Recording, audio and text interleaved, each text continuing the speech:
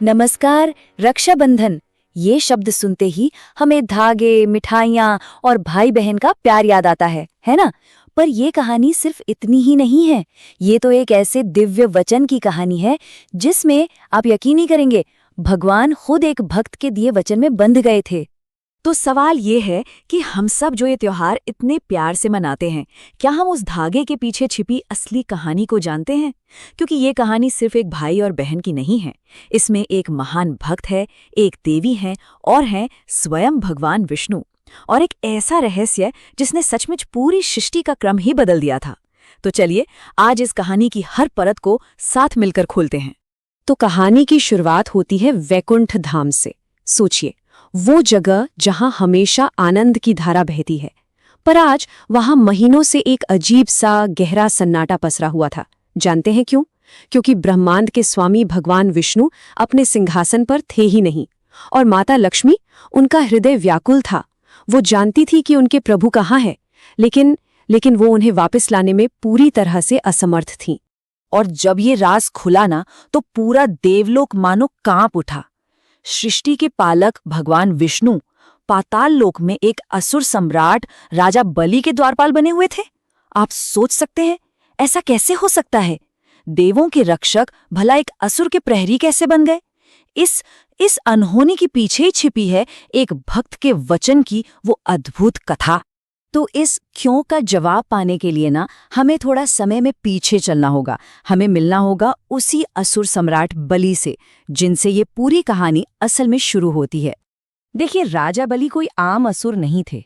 एक तरफ तो वो महान भक्त प्रहलाद के पोते थे और खुद भी भगवान विष्णु के इतने बड़े भक्त कि देवता भी उनकी भक्ति से जलते थे। पर दूसरी तरफ उनकी इसी भक्ति में एक छोटा सा, बहुत बारीक सा अहंकार भी छिपा था। और वो अहंकार था तीनों लोकों का स्वामी बनने की इच्छा का। और यही इच्छा उन्हें विनाश के रास्ते पर ले जा रही थी। और अपनी इसी इच्छा को, अपनी इसी महत्वाकांक्षा को पूरा करने के लिए बलि ने एक बहुत बड़े अश्वमेध यज्ञ का आयोजन किया। ये उनका आखिरी 100वां यज्ञ था। और अगर ये सफल हो जाता तो सोचिए, वो हमेशा हमेशा के लिए तीनों लोकों के राजा बन जाते। देवताओं का सिंहासन भी उनके ही अधीन हो जाता। यज्ञ अपने आखिरी चरण में था। राजा बलि की जीत लगभग पक्की लग रही थी। और तभी उनके दरबार में एक ऐसे मेहमान आए जिसने कहानी का रुख ही हमेशा हमेशा के लिए बदल दिया। ये कोई साधारण बालक नहीं था, बिल्कुल नहीं। छोटा सा कद, चेहरे पर सूरज जैसा तेज और शांत आंखें। ये ब्राह्मण कुमार और कोई नहीं बल्कि स्वयं भगवान विष्णु थे, जो वामन अवतार लेकर बलि के अहंकार का टेस्ट लेने आए थे। हाथ में बस एक छाता और एक छोटा सा कमंडल था, पर आप सोचिए, उनके अंदर पूरा का पूरा ब्रह्मांड समाया हुआ था। बलि ने बड़े गर्व से कहा, मांगो ब्राह्मण, आज तुम जो भी मांगोगे वो मिलेगा। वामन ने बस मुस्कुराते हुए बड़ी विनम्रता से कहा, हे राजन, मुझे धन दौलत नहीं चाहिए। मुझे तो बस अपने इन छोटे छोटे पैरों से नापी हुई सिर्फ 3 पग जमीन चाहिए। ये सुनकर तो बलि जोर से हंस पड़े। उन्हें लगा कि ये उनकी शक्ति और उनके दान का मजाक उड़ाया जा रहा है।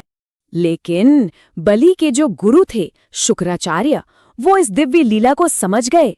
उन्होंने फौरन बलि को रोका, चेतावनी देते हुए कहा, बलि रुको, ये कोई साधारण बालक नहीं है।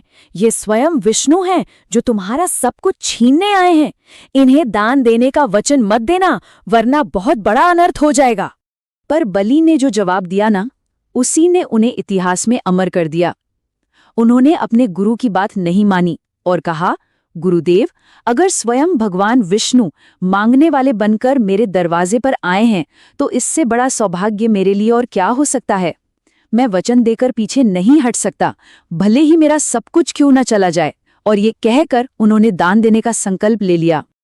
और जैसे ही बलि ने जल हाथ में लेकर संकल्प पूरा किया, इतिहास ने एक ऐसा मोड़ लिया जिसकी किसी ने कल्पना भी नहीं की थी। अब समय था उस भक्त की आखिरी परीक्षा का, जिसे देव और असुर सब देख रहे थे। वो छोटा सा ब्राह्मण बालक अब वामन नहीं रहा, वो बन चुके थे विराट त्रिविक्रम। उनका शरीर पूरे ब्रह्मांड में फैल गया। एक ही पग में उन्होंने पूरी पृथ्वी और पाताल लोक नाप लिया। दूसरे पग में स्वर्ग से लेकर ब्रह्मलोक तक सब कुछ नाप लिया। अब सोचिए, तीसरे पग के लिए तो कोई जगह ही नहीं बची थी। बलि का राज, उनका घमंड, सब कुछ सिर्फ 2 पग में ही खत्म हो गया। अब बलि के चेहरे से अहंकार का वो नकाब पूरी तरह उतर चुका था। वहां अब सिर्फ एक भक्त खड़ा था, अपने भगवान के सामने। उन्होंने हाथ जोड़कर कहा, प्रभु, आपने मेरा सब कुछ ले लिया, पर आप मेरी भक्ति नहीं छीन सकते। अब सिर्फ मेरा ये अहंकार बचा है।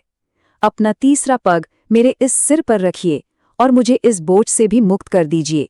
बलि के इस पूरे समर्पण ने, इस भक्ति ने स्वयं भगवान का भी दिल जीत लिया। विष्णु जी बहुत प्रसन्न हुए और उन्होंने बलि से वरदान मांगने को कहा। और बलि ने क्या मांगा? उन्होंने कहा, प्रभु, मैं बस इतना चाहता हूं कि मैं हर पल, हर क्षण आपके दर्शन कर सकूं। और बस इसी वचन के कारण भगवान विष्णु को सुतल लोक में उनका द्वारपाल बनना पड़ा। तो देखा आपने कैसे एक भक्त के वचन ने भगवान को भी बांध लिया। तो अब जब भगवान पाताल लोक में बंद गए तो वैकुंठ में बेचैनी बढ़ने लगी। कहानी एक बार फिर वहीं लौटती है जहां माता लक्ष्मी अपने स्वामी को वापस लाने का कोई रास्ता, कोई उपाय खोज रही थीं। और तभी वीणा बजाते हुए, नारायण नारायण करते हुए देवर्षि नारद प्रकट हुए और उन्होंने माता लक्ष्मी को एक ऐसा उपाय सुझाया जो किसी ने सोचा तक नहीं था। उन्होंने कहा, माते, आपको राजा बलि के पास एक देवी बनकर नहीं बल्कि एक बहन बनकर जाना होगा। और उनकी सलाह मानकर लक्ष्मी जी ने एक आम स्त्री का रूप बनाया और ठीक श्रावण पूर्णिमा के दिन राजा बलि के पास जा पहुंची। वहां पहुंचकर उन्होंने रोते हुए कहा, हे राजन, आज रक्षा का इतना पवित्र दिन है, पर मेरा कोई भाई नहीं है जिसकी कलाई पर मैं ये राखी बांध सकूं। बलि का दिल, जो पहले से ही भगवान की भक्ति से नरम था, एक स्त्री के आंसू देकर पिघल गया। उन्होंने तुरंत कहा, बहन, आज से तुम मुझे अपना भाई समझो। और फिर माता लक्ष्मी ने रेशम के धागों से बनी वो सुंदर राखी राजा बलि की कलाई पर बांध दी और उसी पल एक नया, एक पवित्र रिश्ता जन्म ले चुका था। वो एक धागा, उसने सिर्फ एक नया रिश्ता ही नहीं बनाया बल्कि एक बहुत बड़े त्योहार को भी जन्म दिया। और यहीं से हमें रक्षाबंधन का असली मतलब समझ में आता है, एक मतलब जो वचन की कीमत पर टिका है। अब जब बलि ने अपनी नई बहन से उपहार मांगने को कहा तो लक्ष्मी जी अपने असली रूप में आ गई और उन्होंने कहा, भैया, मुझे उपहार में और कुछ नहीं, बस मेरा पति वापस लौटा दीजिए। अब सोचिए बलि के बारे में। वो एक बहुत बड़ी दुविधा में फंस गए। एक तरफ एक भक्त का धर्म था जिसने विष्णु जी को उनके द्वार पर खड़ा कर रखा था, और दूसरी तरफ एक भाई का वचन था जिसे वो तोड़ नहीं सकते थे। कुछ पल की खामोशी और फिर बलि मुस्कुराए। शायद उन्होंने अपनी इस हार में ही अपनी सबसे बड़ी जीत देख ली थी। उन्होंने हाथ जोड़कर कहा, एक राजा के तौर पर बलि हार सकता है, पर एक भाई नहीं हार सकता। आपका पति आपका है, माते। उन्होंने अपने भक्त धर्म से भी ऊपर एक भाई के वचन को रखा। और जानते हैं, उसी दिन से श्रावण महीने की वो पूर्णिमा इतिहास में हमेशा के लिए रक्षाबंधन के नाम से अमर हो गई। ये त्योहार सिर्फ एक धागे का नहीं बल्कि उस वचन, उस प्रेम और उस सुरक्षा के बंधन का प्रतीक बना जो एक असुर राजा और स्वयं जगत की माता के बीच बना था। तो ये कहानी हमें क्या सिखाती है? यही कि सच्ची भक्ति में अहंकार नहीं बल्कि समर्पण होता है, और वचन, चाहे वो एक राजा का हो या एक भाई का, सबसे बड़ा वचन वही होता है जो सिर्फ जुबान से नहीं बल्कि दिल से दिया जाए। तो अगली बार जब रक्षाबंधन पर कोई राखी बांधे या बंधवाएं तो इस दिव्य कथा को जरूर याद रखिएगा।